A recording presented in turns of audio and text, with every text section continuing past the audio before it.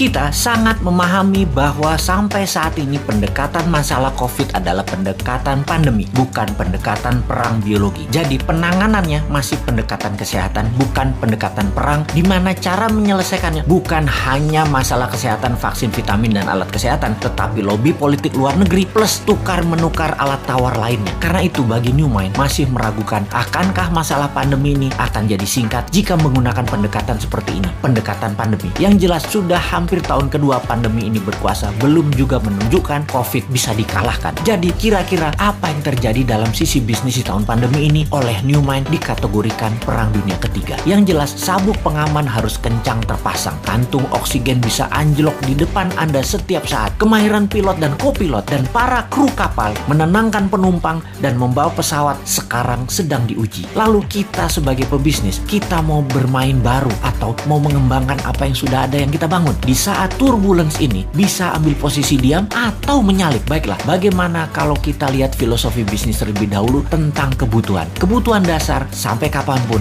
akan ada. Kebutuhan sandang, pangan, papan itu kebutuhan utama. Kita ingin menjadi trendsetter, menciptakan tren baru, atau kita mau lebih tinggi lagi, yaitu pembuat tren, yaitu sebagai game changers, pembawa perubahan aturan main baru dengan membuat lantai dansa yang baru. Seperti Elon Musk dengan Tesla, dengan SpaceX-nya, dengan rencana tinggal di Mars. Itu game changers. Kita tahu sulit menjadi game changers seperti cita-cita New Mind yang mau ganti Old Mind di politik Indonesia 2024. Keras sekali perlawanan kaum Old Mind dan buzzer berjuang, dan buzzer rupiah berjuang membantai New Mind. Pokoknya jangan sampai New Mind berkuasa dan menjadi negara super power aja Indonesia itu. Tetapi sungguh New Mind tidak akan diam. Bagaimana kalau begini sahabat? Tak perlu kita fokus terlalu jauh dulu dan akan membuat Indonesia menang secepatnya. Lebih baik kita persiapkan diri kita untuk berdaulat dulu secara pribadi. Sungguh, sekali lagi sahabat, kita yakin dan meyakini bahwa New Mind pasti menang di 2024. Ini sebuah kepastian. Di tahun 2030 Indonesia 3 besar dunia.